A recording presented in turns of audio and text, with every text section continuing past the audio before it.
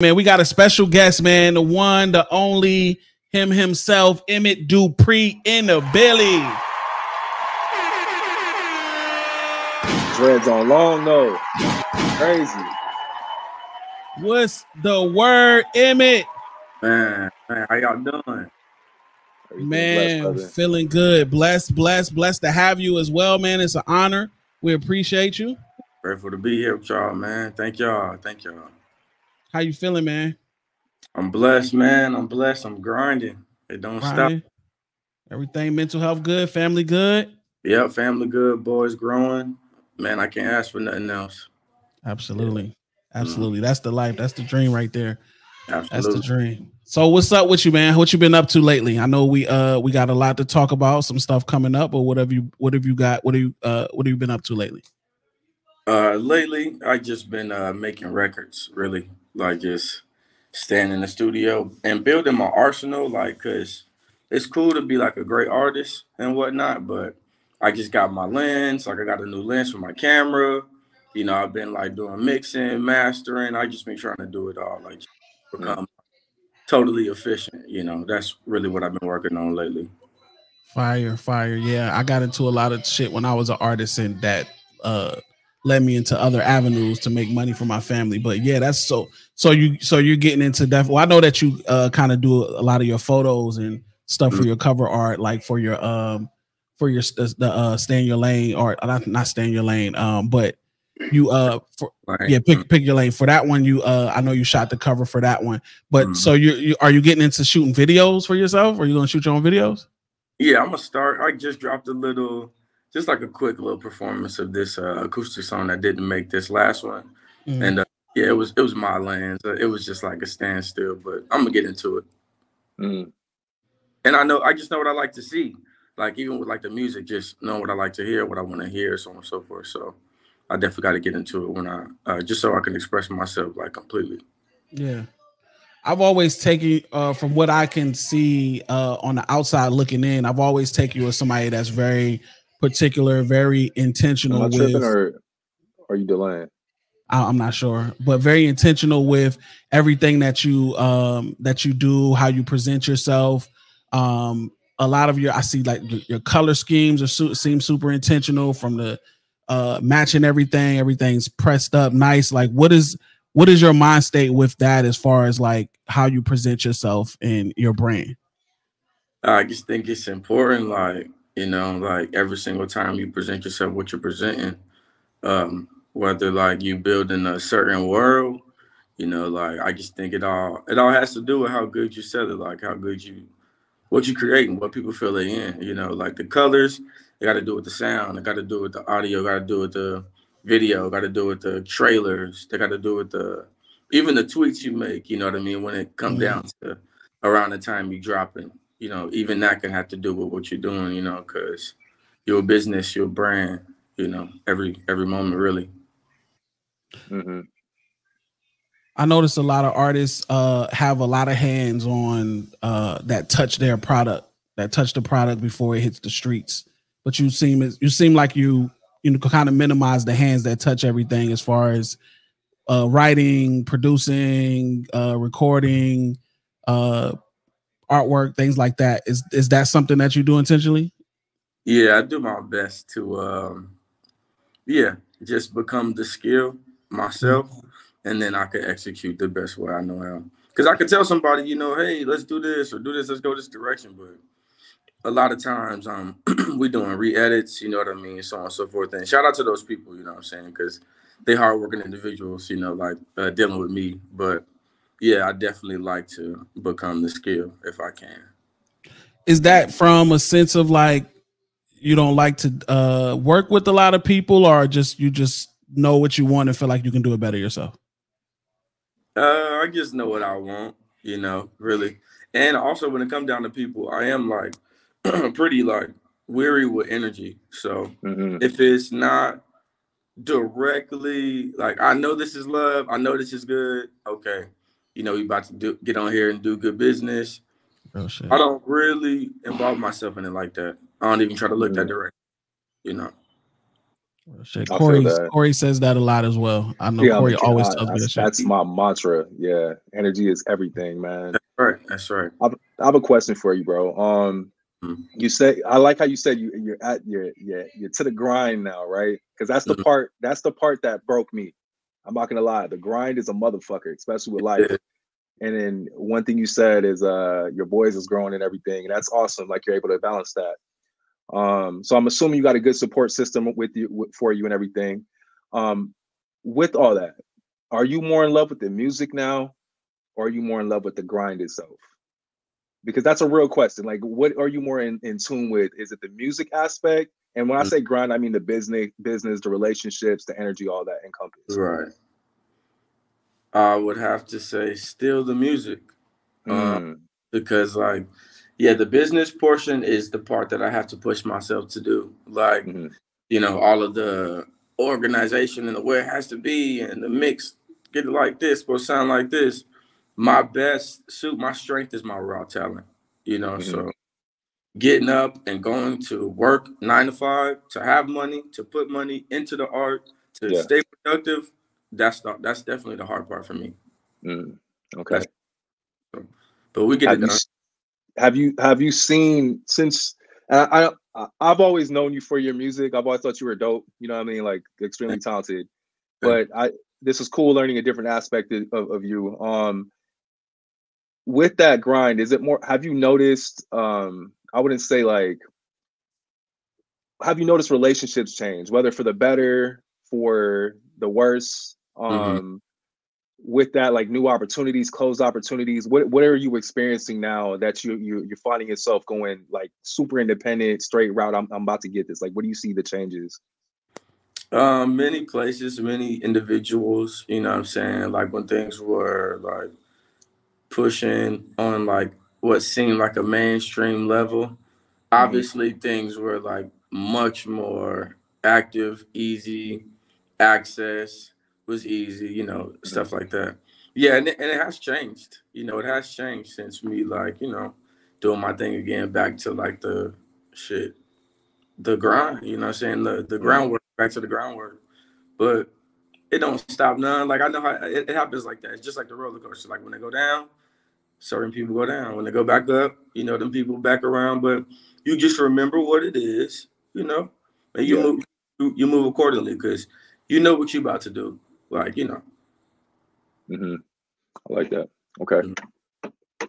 Absolutely. What I want to ask you this because I have an assumption shout out of Screws too. Shout out Screws. He was yeah. Big shout out to Screws Boy. Shout out to Screws Boy. I got a question for you because I have an assumption about this. Where do you record your music at?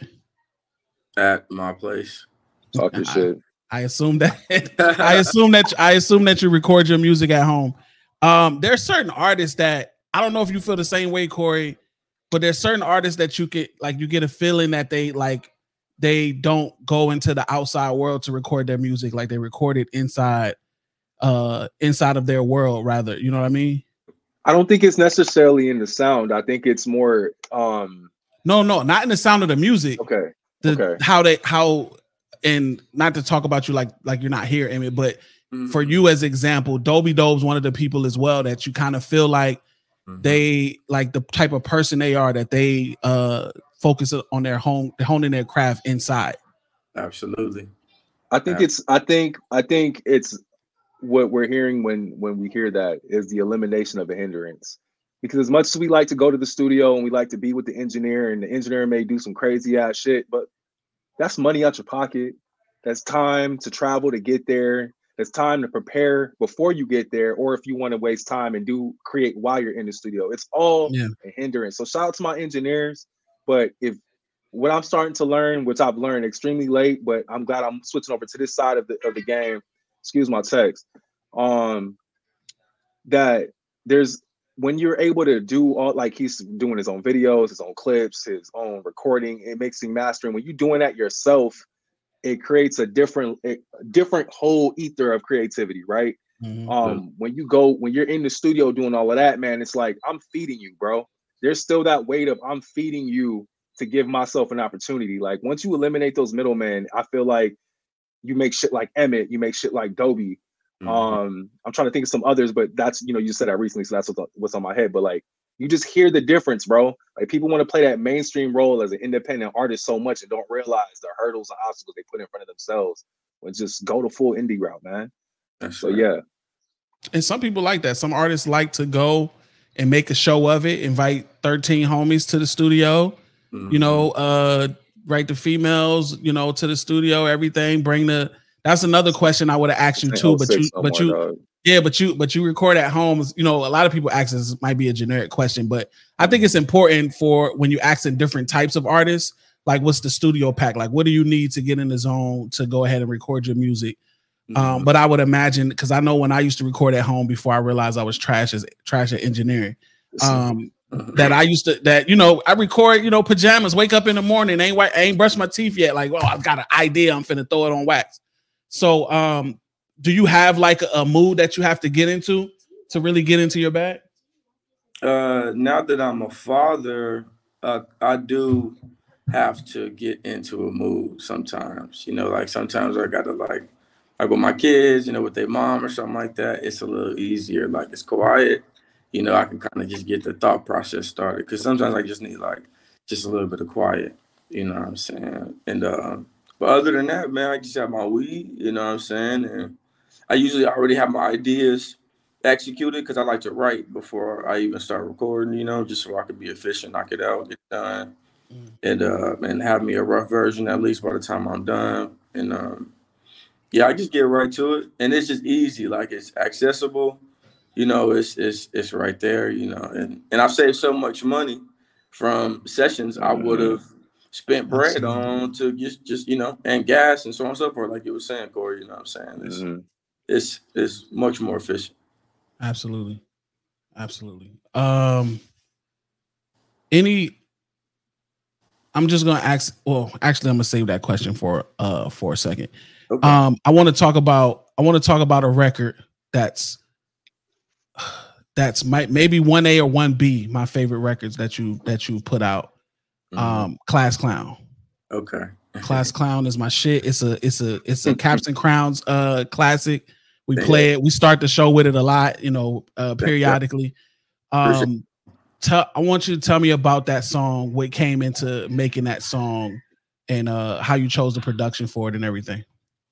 Yeah, Class Clown. Yeah, that song, it's a funny song too, because it's just yeah, you mean just being like unequivocally honest about high school. And like, I wasn't really like much of a class clown, but if I was anything, I was that. You know, I wasn't necessarily doing academics. I mean, I was smart, obviously, I'm wise, but as far as like a structured indoctrinate, let me stop talking. But you know what I mean, like a structured way they had going, I wasn't really with it, you know. So I was just doing side stuff, side missions in school, you know. So I just wanted to make it into something directly on wax.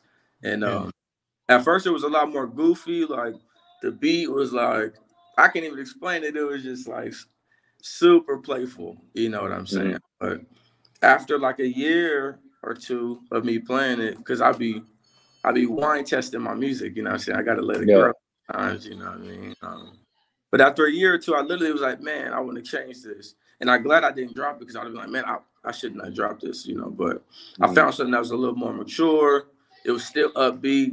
Man, it was still expressive to what I was talking about, you know. Then we got it. You know, I just told my high school life on that. It was easy to write. Yeah. One of my favorite records for sure. So we're gonna get into this record. This is Class Clown by Emmitt Dupree. We're gonna play the video as well. Let's not escape from the fact that he was gonna say school is an indoctrination on the way you move forward in life. I heard that. And I like the way that he said he was wise, because there could be a difference between intelligent, like you could not be intelligent and be wise, and those are kind of two separate things. So that's a good ass point. Or both. All right, let's get it. Class Clown.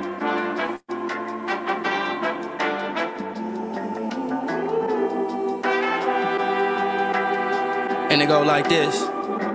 Class clown in the back of the class, making your bitch laugh, while you was busy smacking ass in locker rooms trying to get you a six-pack. Played a lot of football, but the suicides never helped me get back. Teacher was taking attendance at Yale present like a nigga was gift wrap. Knew I would make it rapper out of only fucking bars heavy in gym class. 50 sucker wet, nigga could have been a sponsor for Slim Fast. Skinny nigga singing Jesse McCartney on lunchtime for a chip bag. Did I mention that I lived in detention cause a nigga wasn't a kiss ass? Wasn't a kiss ass. Summer school had to get back. Red pen from my best friend, tried to change grades, got big slap with a big belt, had a big welt. I'm a black ass, it was pitch black. No mama didn't play that when I couldn't go to them kickbacks. Tried to play like I was sick to the school nurse and got sent back. But now I am burning them niggas get pissed like they missing the urinal. Pick them apart, my precision is surgical. The other one graduate, am I concerned? Are you stuck in the rut and I'm trying to go vertical? Heavenly Father, I'm glad you were merciful. This is no joke, matter, this is personal. Crying never, I can laugh now. Getting kicked out of class now. Nigga talking like his ass out. From class clown to cash cow. Prom king with the black crown. King boy with the sash now. Stomach hurt but the pass out. But the class clown, but the cash out. Who'da thought that the fucking class clown would be rich? Who'da thought that the fucking class clown make it flinch? Who'da thought that the fucking class clown take your bitch? Who'da thought that the fucking class clown run the shit? Just kidding, yeah, I knew it would blow up. Even though administration told me on graduation not to show up. Let me know that I'm just a squirrel up in they world, get your nut. Now your boy in a cap and gown and a caddy now hitting donuts. Back then, at recess by the swing set, I would post up, tell the pretty girls come get some. Got 6'4" Crayolas. Eating up on a big show, but I'm talent shows, yeah, I froze up. Stay winning, but back then got second place, nigga, so what? Nigga, so what? Now I'm feeling so gifted, accelerated classes all of my digits. I ain't even worried if I would fit in. Telling every single teacher go riddance. Beat a couple bullies up on my pivot. David and Goliath, they were the biggest, but it never stopped me, not for a minute. Life working out like I'm all in the fitness. One of the smaller children call me Niglet. Throw some D's on that bitch for my percentage. Say I need Adderall for that prescription. Call me give a but fuck your opinion. No understanding like who am I kidding? They looking at me like I'm speaking in British. All of my teachers, they felt so malicious. All of my teachers just said Mr. Pena. Come on now. Y'all really let the class clown take the cheerleader, huh? Damn. It ain't supposed to be this way.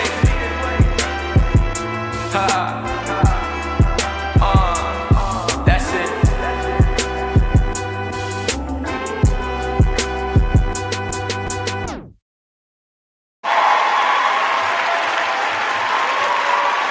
Okay. All right, sir. Man, I love that song so much. The beat is amazing. The production is amazing on that.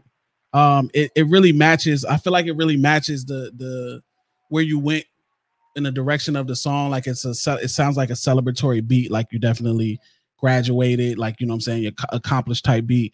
But tell us about the video. I see that Markel Del Juan directed the video.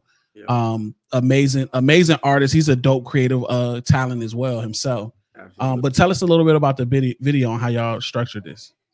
Yeah, we just worked with what we had. I mean, like kind of what I usually do, I guess. But yeah, we tapped in. We was driving around. We was like, what should we do? I was like, I got a cap and gown, bro. I got a desk. It's green, you know. And he was like, okay, shit, you can get some random locations.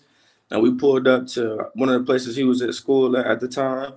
You know what I'm saying? Then we went to the west side where the little tracks is over there, you know, where Glendale Glitters be and stuff like that. And we hit a liquor store, a yellow liquor store. And that was like the random spot we found. And we knocked it out. You know, it was just using character. You know what I mean? Acting up in there. And we did it. Shout out bro. On too. Yeah, this is an example. Any artist watching this is an example of like how you can do a lot with a little. Mm-hmm. You have one prop in the video, a very important prop for the song, you know what I'm saying? But one prop in the video, color coordination, green and yellow, finding backgrounds that match the color coordination of where you were going. How intentional was that? Your choice in the colors that you were choosing? Yeah, because you got the clothes too as well. Yeah, Green Bay Packers is boy. What school did you go to real quick? Hey, what high school did you go to? I went to Independence. It was on like Maryland and 75th Avenue. Okay. Mm-hmm. Yeah. I was supposed to go to Trevor, but you know. My wife went to Trevor. Shout out to Trevor Brown. For sure. But yeah, your color schemes, yeah. Very intentional with the color. You know, the desk set the tone for that. Because it was just like something I had already. It was random. I had picked it up from this old lady on OfferUp, you know, and I was like, man, this is hard. She's like, yeah, I kept this for years, you know, my students used to have this. So it was a sentimental piece for her, you know what I'm saying? So I was like, I had this class council on this perfect low key, you know. So it set the tone for the green, and I had some yellow. I found it. I had a cap and gown that was green from, you know, I think that was my graduation. I ain't even sure. I ain't gonna lie to you, I'm not even sure. But I had to definitely follow the green pattern, and the yellow was perfect. I had the shirt, you know. I definitely wanted to set the world like it was like a high school everywhere I was going. You know what I mean? But not necessarily. That's fire. Because I would have been super, and that's what I admire about your art, your artistry as well. Because I would have been like super in depth. Like I have to find a classroom. I have to be at a school. Like you know what I mean? Like and all you really needed was to take the desk out and everywhere. This is like the mic drop when people hang the mic down. Like I'm just going to the elements with my one prop and execute. This is dope, bro. I always love this video. I listen to this song often. So I do yeah, this one is good, bro. I really appreciate this work. We really wanted to not, and that was the funny thing about it. We didn't want to find a school at all. Like we tried to make it kind of obscure, being in the weird places a desk wouldn't be, you know what I mean? But yeah, like that's what make it like, you know, like not really in the school, but I'm in the school. Like even when I was in the school mentally, you know, I just wasn't there, but I was there type thing. So like the world is your class type shit, you know? Right, absolutely. Everywhere I could be taught. A lot of symbolism. This ain't the one presidential place that I gotta be taught, you know. But yeah, we took it everywhere to be real obscure in general. A lot of symbolism. Yeah, was it this nigga? Yeah, the look we was weak about that for a solid 2 weeks. Yeah, the first time we saw this, yeah. This is good. This is good. What time of year was it? I see you wearing Timbs. It was summertime. It was hot. My hair was sweating out there, man. It was crazy. That hot ass gown too. Man, it was dripping out of the little towel, man. I had that cap and gown. It was dumb hot. But you know, you gotta knock it out. I'm a fan of minimalist videos. I feel like those are the truest to the artist. Like I can't stand. We all want to do a big production for something we can't afford and act like we can, and it just always comes out corny to me, man. It always comes out corny. So when you just do what you have and make the best out of what you have, and the director, videographer, whoever it may be, can kind of capture and encapsulate your idea and then project their idea on it as well. It just always comes out something like this, man. The best videos are like this, in my opinion. I appreciate it, for real. I think the pendulum is swinging too. Like I think people are starting to understand, you know, that this is like, like this is true, it's authentic, it's only gonna come from you because it's directly from you, you know. It's what is more, I feel like, authentic, you know, right now, especially with music being so oversaturated for a couple of years now and all this, you know, so on and so forth. But I'm glad you said that about oversaturation. Question for you. The music field has changed so much within 10. I was talking to Verse about this. I'm 35 now. I started when I was like 25 was when I really took music seriously. I was still trying to be an athlete. Within them 10 years, man, I'm talking like shit has changed so much. Is there any apprehension with the new field of music? Or not even a new field of music, just what they expect? Because music now is a commercial to the artist, and the artist has to show their brand. You have to be one and the same with your brand. Your brand is your product. So how do you approach that, and how do you project yourself in the upcoming future, if you will? I try to stay true to what my process is, even though the climate might be something. I definitely try to still stay true to what I'm doing. Obviously, I try to adapt a bit, but I think, again, authenticity comes in like what you deliver, how you deliver, your approach and deliver. And me personally, I go away for a little bit, even if it's like a couple months, you know, whatever the case is. Then I come back with great product. And that's what I've always done. Even when like it's like, well, you better keep going, better keep producing, you know, like I've always done this. Now I try to be more consistent with like certain content now, you know what I'm saying? But I definitely don't want to bend over backwards and break what I do, because I feel like essence that comes with it. Like, 'cause music is spiritual, man. Like, it really is. So, and not to get too extra, but shit, like, you don't grow. It's not growth all season. you know. True. I like that. Yeah. Spring once, you know, now it's here, then it's doing this, now it's doing this. Like, so even when I present to folks, you know, absence makes the heart grow fonder with people. So, you know, I really believe in that with art. And I feel like it'll even come back to that. Like when it slow back down, when people get kind of burnt out for just racing, because art and racing, it really don't intertwine like that. And so it won't, I don't think it'll be like this for long, but stay true to what your process is. Okay.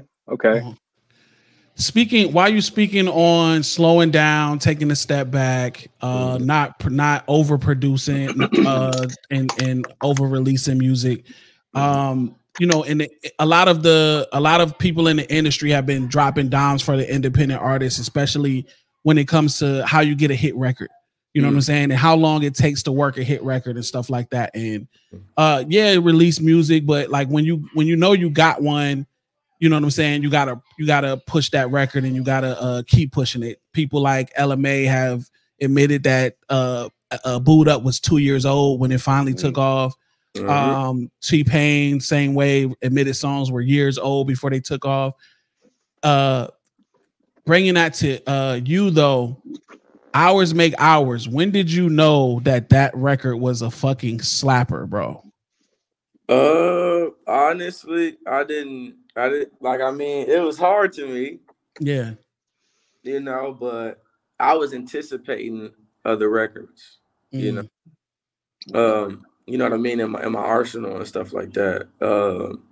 But I knew it was fun enough, you know, because I had fun enough making it, you know what I'm saying, during the creative process. Like even when I was feeling it, I was like, dang, hold up, you know, hit a little two-step myself making type thing. So it felt really good. So I knew maybe, you know, if it connected, it would feel really good to people just like that. But you know, it was just I was just dropping like, okay, here one. While I'm getting the rest of this together, here's one. You know, Hours Make Hours was one of those. I think it was right after Class Clown because that was another one. You know what I mean? Like I was just giving, you know, I think one a month while I was getting like a project together. But yeah, you know, it did incredible. Once I did the marketing for it and tapped in with You'll Wonder, shout out You'll Wonder, the kid that danced to it, the guy that danced to it.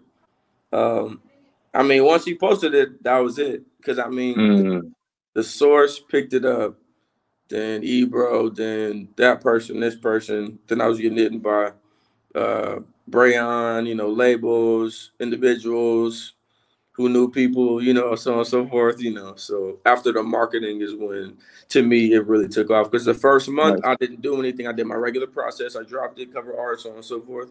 They had 1,000 plays on it after the month, 30 days. Yeah. As soon as I did the marketing, it was out of there. It was gone. I don't even remember. I can't. It's not even comparative to the 1,000. You know. So crazy. Yeah, I remember the first time I heard where were you at? One second, bro. Where were you when you once you did the marketing? You saw that shit was going. Where were you, like up here? Like, what were you thinking at that time?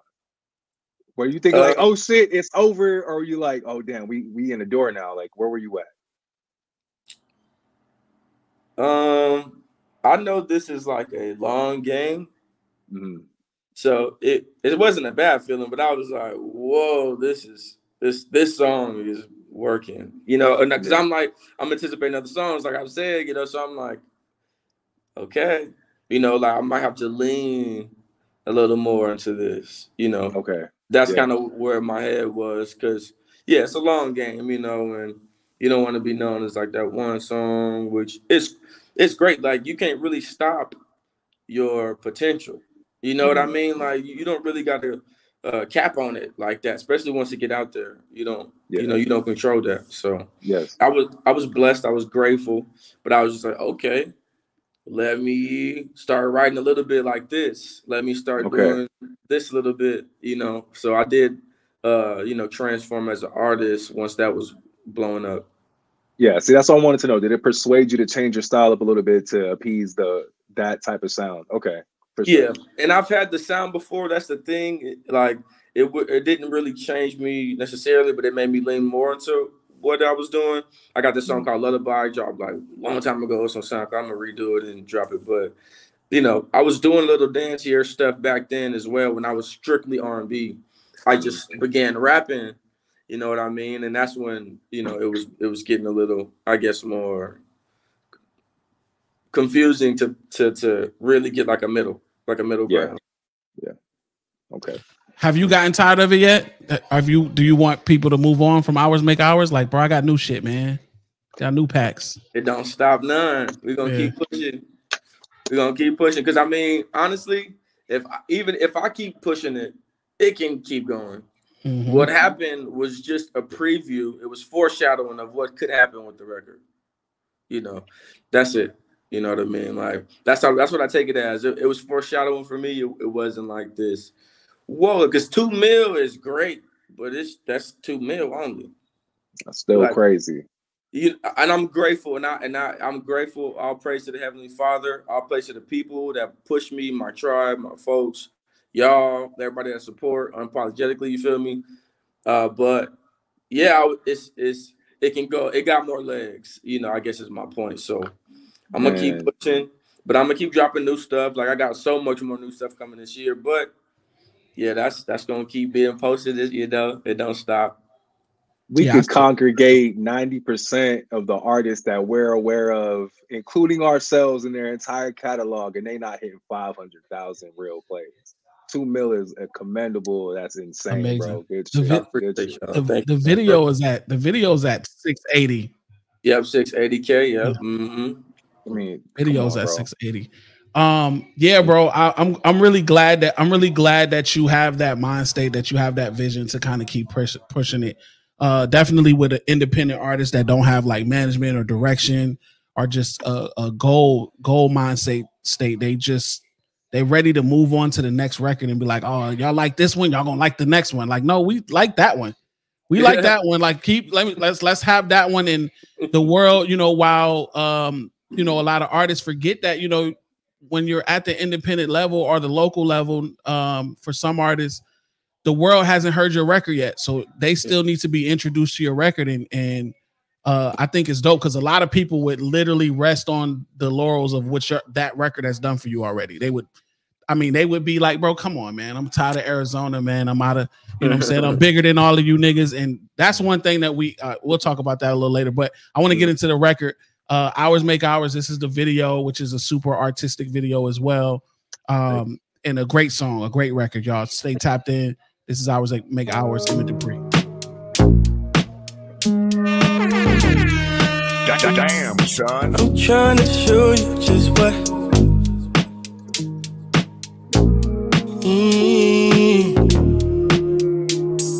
and I'm trying to show you just what I'm all about. And hours, big hours, baby, time running out. And I can't afford to lose a dime on the house. You're proving you're petty, my darling. You're losing your leverage, my darling. You're rude, you not ready, my darling. Why run your mouth? And you made the list of things that I'm cutting out. And you can lead a different team, 7 out. Okay. Proving you're petty, my darling. Okay. Losing your leverage, my darling. Okay. Rude, you not ready, my darling. Yeah. It's amusing. You rude, you get lost in music. Yeah. Music. Get lost in music. Sticks and stones may break my bones, babe, but I don't trip when you not home, babe. I can't get mad at my phone when you're not with me, but you're not alone, babe. No, this isn't blasphemy. When you sipping in your feelings, you don't think to ask for me. I ain't tripping, get offended, or just take it gradually. Rain and sock your majesty. Every rock I threw in the song will be lying at your feet. Baby, don't even ask for me. That's you tryna fill up Hyundai accent with some gas for me. Guarantee some ass for me. You know what what the saying is. Cash or check or debit credit won't be on my way till I know which method you paying with. Your value not making sense. Which places you placing it. If you wanna be priority, you gotta stay with it. Come on, put your foot in it, baby. I don't make time casually. Minutes till monetary, you always end up taxing me. No, this isn't blasphemy. When you're sipping in your feelings, you don't think to ask for me. I can trip and get offended, or just take it gradually. Grain of salt, your majesty. Every rock I've thrown in this song will be lying at your feet. And I'm trying to show you just what I'm all about. And hours, big hours, baby, time running out. And I can't afford to lose a dime on the house. You're proving you're betting my dollar. You're losing your leverage, my dollar. You proved you not ready, my dollar. Things that I'm cutting out.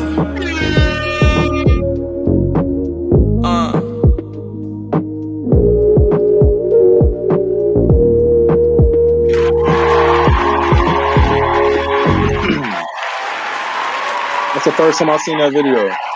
Really? Yeah, that's a really good video, man. I like the color scheme with the red and the blue when she went to the door. That was so hard, bro. That was good. Thank you. I like that.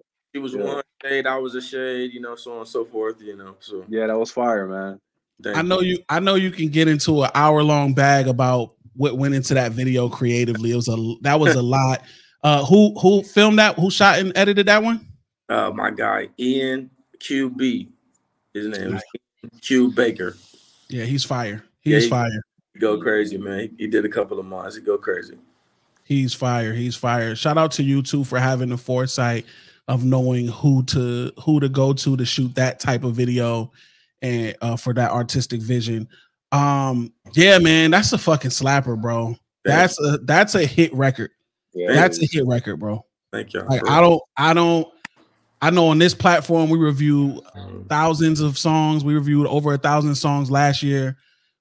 I don't use that word hit record. That's a hit record, bro. Like that shit can go. The first time I heard that shit, bro, because I had just started like really rocking with you. Like I had heard some music before, like when I was working with SDR. I think did you used to go by King Emmitt? Was that your official name? Certain people just call me that. I was officially Emmitt Dupree, but yeah. Okay, yeah, niggas used to be like, yeah, this. I'll be like, who is that? Oh, that's King Emmitt. I'm like, oh, okay, cool. And then I realized it was Emmitt Dupree, and I heard Class Clown, and I was like, damn, this nigga Emmitt's nice as a bitch, bro. Thank you. And then I think I heard the shit that you and Merk did either sometime around that as well. But then I heard Hours Make Hours, and I was like, who is this nigga, bro? Like, nah, this nigga is pretty fucking cold, bro. Like this, I was like, yo, I was like, yeah, all right. So creatively, bro, like how did you get into that song? Like what was the thought process of like writing that record? Shout out my guy Verb About That. He produced it. He did crazy Verb About That. He sent me the beat and I was just bumping it. I'm in the room. It definitely feels so good. Like it just reminded me of like getting ready before you're about to go out at nighttime. Like it gave me one of those feelings, like even before I started writing. So, you know, I began the process, and once I write, a lot of times I'm looking for if I know what the video is gonna look like. You know, like while I'm doing that. Sometimes I don't, and I still write the song because the song is still like an album cut or something that, you know what I mean, it still deserves to be maybe out. But this one, it just felt singular. I knew I was gonna drop it as soon as I did it, even before I wrote it from the beat, because I was like, this feels too good, and you know, I'm gonna single this at least before I get to the tape, you know. Yeah. So they necessarily throwaways, but it's just like, okay, I know this is good to have for right now, you know. So. Yeah. But I was just impressed by the versatility. I didn't know you could sing like that. And it's crazy you started singing first before you started rapping. Like, you're nice with it, man. Crazy. Yeah, I was singing, man, like super crazy first. Like my first tape is called Complicated Heart. It's on Dat Piff. It's like 2013, a long time ago. Yeah. Shout out to Dat Piff. Hell yeah. Shout out that Piff. Man, sophomore year, I'm all R&B. I got some rap verses on there, but they from the homies, you know. Like I did not rap one lick at that point. That's fire. I didn't know that either. And from my point of view, I had just heard Class Clown, so I had just resonated with like, damn, this nigga can really rap. And then this nigga dropped Hours Make Hours. I'm like, oh, so the nigga can sing too. Like, what the fuck? But I wanted to ask, was the switch up in the beat, was that there before you wrote for it, or was that something y'all put in? Yep, no, that was there. My guy, he pretty crazy. That was there. And he know, like, we've been working for a minute before then too, so he know I don't want to be too constant with whatever we doing. So he was cooking up, you know, certain stuff that was like, you know, maybe chorus to verse difference, or first half, second half, or, you know, whatever it was. Now, this record taking off, was this what kind of facilitated the connection with Hovain? Yep, definitely. Everybody was tapping in, you know what I'm saying?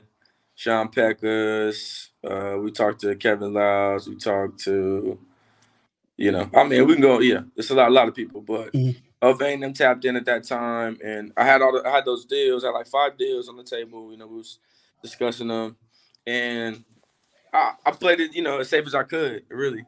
You know what I'm saying? Like I put it. This nigga humble as shit. You see how he stopped himself from name dropping? I mean, I would too. Y'all niggas don't need to know what I do. I gave you Kevin Lyles. That's enough. I was like, this nigga stopped himself from that. All right, but I'm sorry. Go ahead. I just had to point that out. Like extra, but everybody was tapping in, and I went with the distro. You know what I'm saying? I definitely could have been like, hey, you know, single, but I just didn't want. Again, I'm in for the long haul, and I didn't want to do, you know, something that would just stamp me as something necessarily. You know, so we did the distro with Sony, and then the guy from Sony, his name is Najee. He do a Cigar Talk. I don't know if y'all see that podcast, but he tapped in with Hovain, and you know, he connected us. Then me and Hovain chopped it up, and you know, from there the relationship was just natural. But yeah, we met off of Hours Make Hours. That's fire. Guy. Where were you guys in the process of building? What kind of visions did he have for you? Man, so much. We was getting the next EP ready, and Hovain was pushing everything. You know what I mean? Like, and I wasn't necessarily aware what was going on, like it was that deep. But you know, when he passed is when, you know, the label was like,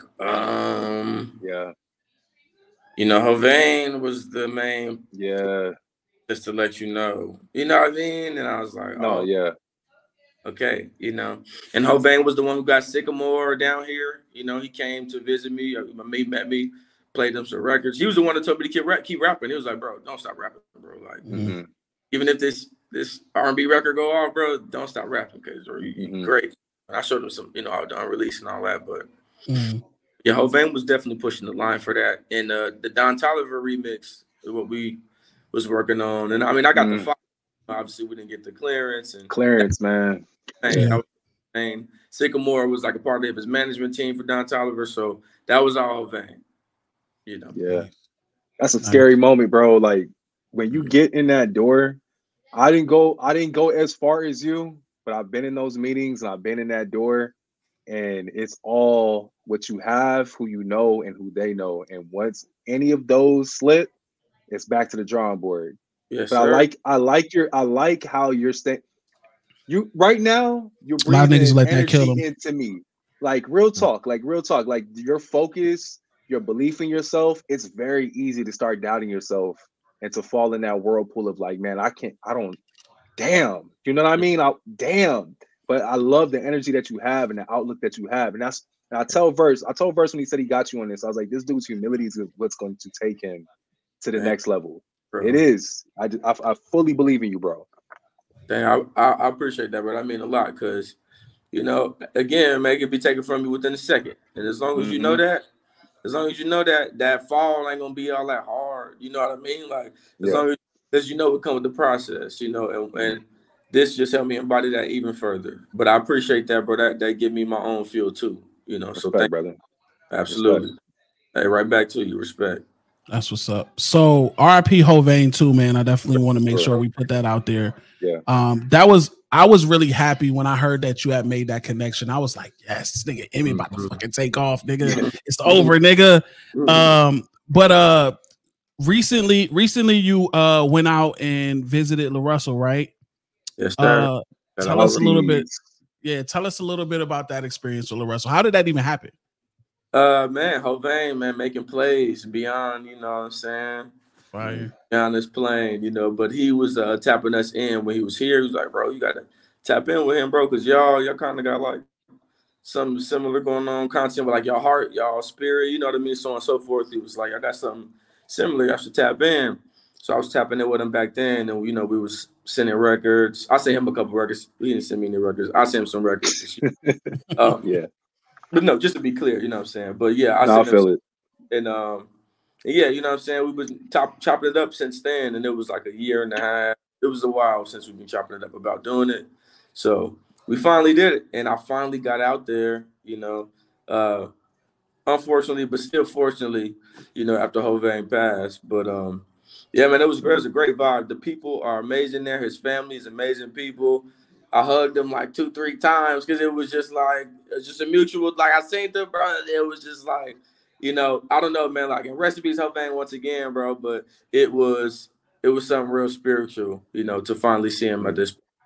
You know, we did our thing. We performed. You know what I'm saying? We did a little verse. Did Hours Make Hours. You know, Sam Apoko was out there. Shout out Sam Apoko. Okay, that's what's up. Know, I didn't even know he was gonna be out there. We were just like, whoa, you know. We went to eat after that. It was a beautiful trip, man. Sam Poco's dope. We've been trying to get him on here too. Dope. He's dope. Yeah, he's dope. That'd be a dope ass record with y'all too as well. Yeah, we were. I wanna like like Corey said, I want to honor your time. So I want to let you get to what you got to get to, but you got a new project coming out, Strings Attached. Tell us a little bit about the project. Strings Attached, man. Just me remixing it, and this is really for the core, man. You know, this ain't necessarily for. I mean, it's for everybody, but you know, the core is gonna appreciate it. I could say that. It's Stepson, Can't Pretend, and Hours Make Hours made into acoustic versions. You know, and Stepson is a rap song. You know, I got a lot of people like, yo, how that sound? So yeah, I'm interested in that. Excited to give it to people, you know what I'm saying? But it's acoustics, and I'm gonna do this after every tape. Like, you know, we got the acoustic tape, and then another EP coming. That's right after this. That's, you know, getting worked on. I'm gonna have that acoustic version of that. Then I'll have another EP, then we'll have the acoustic version of that. You know, so I'm just keep giving it to them. Locked in. About to have some babies out here, bro. You about to have some niggas finna acoustic it up. Watch. Yeah, man. I got the acoustic coming next, man. Bro, we don't want to hear you shoot niggas over acoustic guitars, man. They're gonna relax you. Like, maybe I can do this. I'm gonna go drill over acoustic is crazy. That shit gonna be stupid, bro. Like y'all niggas don't just do acoustic for no reason. Yeah, I'm interested in this, man. Like it makes all of the moves that you make, bro. They seem like they make sense, bro. That's one of the things I admire about you as an artist. Like everything you do, it seems really intentional. It seems like it makes sense. Like it seems like you push the envelope for yourself, but you don't step out of your box. And I don't mean that in a way where like people can box you in, because obviously creatively you have like, you know, the world at your hands as far as your versatility. But everything that you do, even when it seems like you're stepping out of the box, it seems like this makes sense for Emmitt.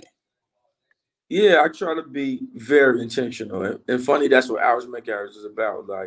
Like to be very intentional with your time. Like you're making something, or you could be breaking something, you know what I mean, if you not doing something intentional, you know, with your time. But I definitely try to do that with my career, my brand, even my boys, my everything. So I definitely try to implement me. That's just like me attempting to shine through, put me in the songs as well. Absolutely. Anything else you got coming up outside of the new project? Let me see. See what I can talk about. With a wait and see. Yeah. Just stay tuned. A lot of content dropping, a lot of music is gonna be dropping. So, you know, I know this is going to be one of my busiest years. I can say that. You know what I'm saying? Okay. I can say that for sure. Well, we look forward to it, Emmitt. We really appreciate you for coming up here, man, and kicking it with us. It's been long awaited. And I'm glad that you stuck. I'm glad that you was a person of your, you know, a man of your word. You said you would come. You responded to me, so I'm really glad that we got you up here, man. Really appreciate you. One more round of applause for man Emmitt Dupree, man. Yeah, y'all man, y'all real ones, bro. Y'all do authentic work. I appreciate what y'all do. I go on platforms that I appreciate. You know, that ain't no shade to nobody, but that's love to y'all. So keep doing what y'all doing, bro. Keep shining the way y'all doing, bro. For real. Thank you, bro. Means a lot, bro. We really appreciate that. Absolutely. All right, man. We're gonna get with you, man. Stay up, stay blessed. Stay blessed. What's up, bro? All love. All right. That was fucking Emmitt Dupree.